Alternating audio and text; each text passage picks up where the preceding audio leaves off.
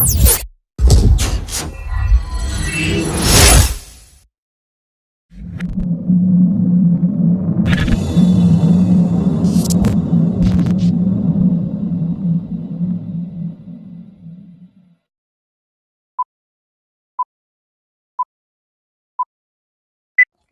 to Ideas to Reality, episode 5. And if you haven't watched us before, what we do, we interview different entrepreneurs from different sectors, artists, musicians, whoever you name it, we interview them all. And we talk about their journey and how they turn their ideas to reality. Today, we have Gabriel. He's a motivational speaker. He's young. We had to get him on here because he's such a positive person and his story is amazing. So make sure you stay tuned for this one for some inspirational material.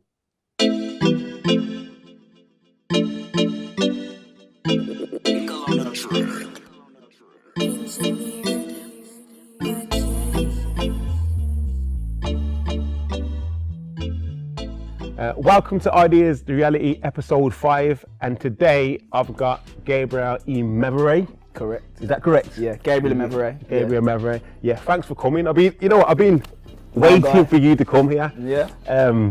Because obviously we met outside the circumstances, and I was thinking you're a great person to come on here. So thanks for coming.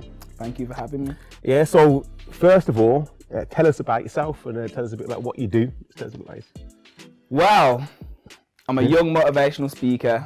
Okay. I think the best way I can explain myself is that I'm a hustler, an ambitious guy, being homeless and turning my situation around, becoming self-employed from being homeless. Yeah. I'm just quite a driven person. So I think the best way for me to explain myself to you is to say that I'm ambitious. Okay, so can you, obviously now you said that, obviously you're homeless and so on, just tell us in regards to, just tell us your story in regards to where that came from and where you've been and where you are now, and just where I want to understand what you're about. Okay, so I guess the best place for me to start is the first video I watched that I got the spark and the flame from. How old was you then? I was about 17, 18, working at River Island. It's important and it's imperative that, I was working at the time because it will fit into my story. Okay. So I've been working now in River Island, just your average guy, just do my 9 to 5. Turns out I ended up watching a Richard Branson video. There's a guy on YouTube called Evan Carmichael. He's got something called Top 10 Rules to Success. Okay, I know. I ended up watching Richard Branson's Top 10 Rules to Success. Okay. And just the things he was talking about in terms of, being able to live life on your own terms, that really resonated with me. I've been quite a maverick all my life anyway, in terms of I like to live life on my own terms like that. Yeah. And that kind of entrepreneur spirit that he was talking about, it kind of struck a nerve with me at that point. I took something from Richard quite literally. He said, if you want to do something, just do it now. And I quit my job on the spot. Yeah, like when you say on the spot, was you like working and you just walked away? I just kind of walked away. But in hindsight, when I look back, it might not have been the best way of doing things because it ended up causing a bit of animosity at home. There's rent to be paid and things like that. And when you're saying to somebody, you're going to be an entrepreneur, but you don't know how, you just know it's why you want to do it and it's what you want to do, but you got nothing to give them, no crust, no bread, no nothing like that. You get questioned. So I must have come out of this job now. No longer any money behind me. I'm just saying, I want to be an entrepreneur. I don't know what that is, but I just like what Richard Branson was saying, and that's me, and that's what I want to do. So that kind of started me on my journey. Obviously, beginning that, my money started going down. There's no more rent that can be paid from my side to my mom. So is it you and your mom living at home? Me, my mom, and my brother. Okay. So there's 3 of us. By this time, my brother had come back from university because he studied psychology at Manchester, and he was away for a bit, but he'd come back by this time. So the both of us are got to be contributing to the household. As men. You know what I mean? But I'm not at this point. I had a big thing against signing on as well. I ended up doing it because obviously I wanted to help my mum out and things like that. But I had a big thing against it at the start, so that caused a lot of problems as well. And during this time of me not having much money and things like that, I ended up going to Waterstones, and I couldn't afford books because I didn't have any money left. So I was going to Waterstones and reading a book at a time, 3 hours. So I'd just go there and just read a whole book. What was you trying to get out of that for yourself? I just wanted to learn. I wanted to know what they knew. I wanted to know what Richard knew. I wanted to know what people like him knew. I wanted to understand what they understood. Yeah. And that just drove me. I couldn't take the books out of the place, and I knew that. So I thought, I'm just sitting there. That's the type of person I am. Were they watching you? Nah, they're cool with it, you know. It's like a library, isn't it? So you can go in there, view your books, and then if you want to take one, take one. If you want to stay, stay. So fair enough. For a long period of time, a few months I was just going to Waterstones and just reading, literally reading loads and loads and loads and loads. And me and my brother actually stumbled across some positive Harvard psychology lectures that altered my mindset massively. We was watching these videos and I learned a lot about the mindset and the mentality behind things, and I'm really grateful to those videos because of those videos, I've made it through some of the things that I've made it through. And I'll break it down into that now. Obviously, after this short period of time, these things are happening. No money's coming in at home. These problems start to boil. As you know, you can never stay in one place for too long. So these problems are starting to stew up now. And now the family's getting involved. At first, it's my mum, but you know, the mum talk to the aunties and the auntie talk to the nan, and then everyone knows. As you know how it goes. So we ended up having a big kerfuffle at a family party. And this was a mad eye-opening moment for me as well. Everyone was arguing about the decisions I was making with my life, but it shocked me because I wasn't arguing. I was kind of sitting back. It's everybody else's opinion. But imagine being in a room where everyone's arguing about you, not to you, to everyone else, but you're not even arguing. I was just sitting there thinking in my head, why is everyone upset at the fact that I know who I want to be in my life, and what I want to be out of life? The problem most of the time I find is that the majority of people don't know who they want to be in life and where they want to go in life, and that's why we always spend a lot of time doing a madness, just floating. And that was a mad moment for me, because I was sitting there thinking, I'm watching everyone argue. And I'm thinking, why are you arguing? You should be happy for the fact that at least I know who I want to be. I ain't gonna waste 50 years, 40 years, 30 years trying to find out who I want to be. True. And that was a mad shock for me. I was thinking, wow, this is how it goes down, and that made me think a lot. Obviously after that, the kerfuffle, ended up having a breakdown with communications at home. Couldn't be at home anymore. Had to leave. Became homeless. Was living in emergency accommodation. I mean, I think my first night in emergency accommodation, I think I just stared at the ceiling for an hour and a half, man. How old were you then? Just to get that 19. 19, and you ever been away from home at that point? Nah, not like that. You just kind of shock. I broke my arm in half before my humerus, but the feeling I thought shock was shock until I felt that shock. That shock was different. It's like everything hitting you, you know what I mean? 100 miles per hour. Everything just hits you. You get this moment to reflect because you have to. You know, and you have to reflect. Not because you can. You've got no choice. I had no choice. I had to reflect. So I'm just lying there, staring at the ceiling thinking, yo, mad. What's going on? And obviously I'm reading all these books and I'm thinking, well, these books told me this and Richard Branson told me this, and was you in doubts then when you got to that point?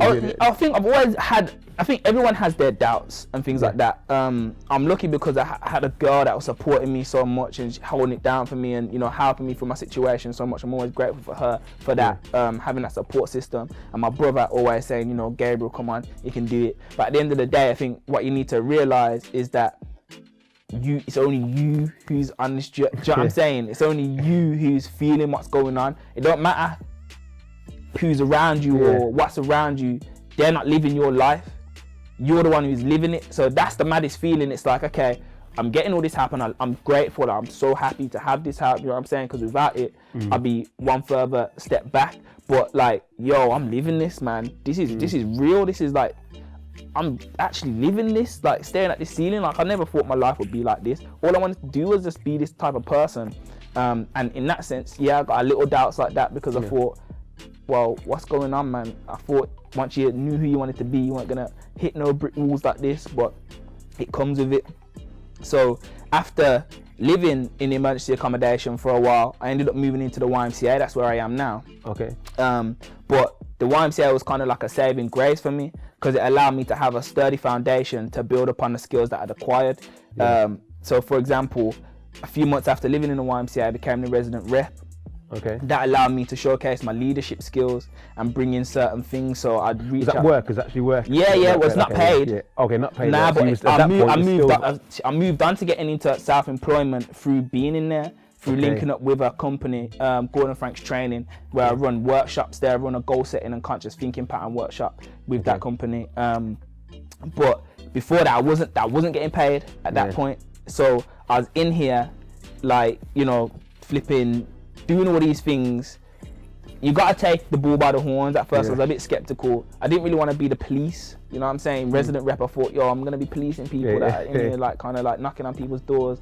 And it was kind of a bit skeptical at first, but I ended up like using my skills, my leadership skills, and reaching out to big companies and asking them to get on board, and can you help out with the YMCA? Can we do something for apprenticeships? Can we do something for food for people? Because I know what it's like when you open your fridge, there's no food in there. Do you know what I'm saying? So I'm thinking, who can we reach out to that's gonna bring some food in, or help us out, or help some people out? Do you know what I mean? If you know you're going through something, you kind of think, what can I do to kind of help the situation? Well, I know I do as an individual. So that allowed me to kind of do that, and through doing that, I ended up winning Young Leader of the Year in November last year. Okay, so tell me a bit about that. What's that? So Young Leader of the Year, well, the YMCA has something called the Youth Matters Award, and Youth Matters Award, they celebrate everything that's gone on throughout the whole year. So it could be Young Leader of the Year, the YMCA of the Year, all these different things that are to be celebrated about people within the YMCA that have done things that have helped to create change. And literally that's what that was. So because of the things that I'd implemented, and because of the effort that I put in and the changes that I was striving to make, I ended up getting nominated for the award and then eventually winning it, which was a proud moment for me. Well, congratulations on that anyway. I appreciate that. I mean, so how does it feel with the transition from wanting to do something to falling to rock bottom almost, to be by yourself? Nah, it was rock bottom. And then to get into this point where you're winning awards. Like, how does that feel? Like, it's I think when you're the type of person that it's important, it's like really cool that you said this, and really great that you said this, because it was only the other day, and I'm being real with you, that I actually sat down and was like, rah, soaking in and taking what happens. I won this because I'm just like that, man. 100 miles per hour. I don't look left or look right, man. You know what I mean? I'm just like that. So I'd won the award, and I'm like, well, what's next? What's happening next? What's the next thing? What's the next thing? I didn't really take in the award for a while. It wasn't until like a concierge who works at the YMCA was like, Gabriel, bring your award downstairs. Let me look at it. Do you know what I mean? And I was like, what do you want to look at? Like, well, you can look at it if you want to look at it, but what do you really want to look at it for? So I brought it downstairs, and it's like, you know, you should really appreciate the fact that you won this award. And that was the wins, innit? You have to. But it was like the first, for me, it was like, I'm just so spearheaded sometimes. I can just forget about that, because I just want to get onto the next thing and the next thing and the next thing, and what's bigger, what's that out there? I'm always like, what's that up there? And then I get up there and I'm like, what's that up there though? Well, don't you think that's a bit, it's a blessing obviously, because you're driving forward, but at the same time you forget the joy now, because if you keep thinking forward, then you don't enjoy what's around you, and you gotta appreciate everything in it. It's true. I do work on being grateful a lot more, and I do have like a gratefulness diary that I say what I'm grateful for and stuff like that. That kind of keeps me present, but it's hard when you just, I'm a visionary, man. I just have visions every day. So I'm always like envisioning a next thing. So that's one thing that I do struggle with, is being present and being like, grateful for this. I'm happy that this happened, and I'm grateful for that. So So what would you say is your biggest achievement so far then? Out from, and it doesn't have to be the award. What would you say what's your personal biggest achievement so far? My biggest achievement so far. My biggest achievement so far would be bringing the idea to reality. Pardon the pun. But bringing the idea to reality of the fact that I could become self-employed and work for myself, from coming from a position when I had nothing. That for me is my biggest achievement. That will always be my biggest achievement. The fact that I always have this analogy, like these chairs that we're sitting on. And I said this speech in my Young Leader of the Year speech. I was saying, the chairs that you're sitting on right now, I said, like, where did it come from? Like, where did it come from? Where did the chair come from? If I was to ask you, where did the chair come from? It's a thought. Exactly. Yeah. So you know, you have that kind of mindset. Yeah. But everyone seems to question that, and I do this in my workshops as well. I say, well, where the chair that you were sitting on, where did it come from? And people are like, it came from the factory, or it came from where did it come from before the factory? Yeah. And I can't seem to like grasp the fact that this didn't exist. This was untangible or intangible. Yeah. It wasn't reality, and that's the craziest thing. It's like once you realize you can make something intangible tangible, I think that's the biggest achievement for anyone. That's the biggest drive for anyone. You have to have that click in your mind, though. You have to know that no matter what, even if you're going through the hardest times, that you've once made something that wasn't real. And that's the biggest thing for me. So I say that's my biggest accomplishment. Okay, and what would you say? Okay, what advice would you give for the next generation coming up then? And like, what advice would you give based on your experience, based on anything, just based on how society is now? What would you say? Surround yourself with positivity. And why? Why did you say that? When you be more. We're animals. Okay, so we're animals. Yeah. Don't forget that we're animals, and animals change based on their environment. So if we're surrounded by negativity, we're going to be molded to that negativity. It's just the way adaptation happens and being in your habitat and things like that. So the main thing is have a heavy focus on your environment and who you're around, because if I'm around you more and we're both driven, I'm more likely to become driven. I might not be that driven to begin with, but it's my environment. Yeah. My environment will make me more driven. Yeah. If my environment's doing a load of bad stuff, it's the easiest thing to change as well. In terms of who you're around, you can really, okay, maybe not your location, but your location can change when you start changing the other things first, like who's really giving you that positive energy. Are you looking into the right books? Are you looking into the right videos? Are you listening to the right music? What if you're somebody that's born into that, like maybe a dysfunctional family, and there's a lot of stuff going in that environment, and then your school, it could be a school that there is a lot of trouble there. What would you recommend for that? I'd still say there's always somewhere to go. Yeah, it's a choice, isn't it? There's always somewhere to go. If you want it, you'll get it. If you want it, and you have to believe that it's there for you. You have to believe that those people are there for you to be around, and you have to believe that you're worthy of being around those people. You have to believe that you're worthy of being around positive people. I always wake up every morning and say, I'm worthy of earning £1 million. I'm worthy of being around positivity. I always talk to myself and say, I'm worthy of these things, because I'm talking out into the universe, but I'm reassuring myself, I'm reassuring my brain, I'm reassuring my mind. I'm worthy of these things. And you might not, if you're born into that, you might not believe that you're worthy, because that's all you know to begin with. Yeah. Do you know what I mean? It's that's what people would say, that I can't help it. This conditioning. Is what this and that, You have to recondition yourself. You have to believe that you're worthy of something first. But I think you got to get to the point where you really got to want it, though, innit? Yeah, you have to. You really want it. You have to want it. Then you're willing to make that change. But even so, it's hard to know you really want it when you've been conditioned to not believe that it's possible. So you have to believe that you're worthy. It's imperative that you believe you're worthy. Okay, so who would you say has been your biggest achievement in life so far? In terms of?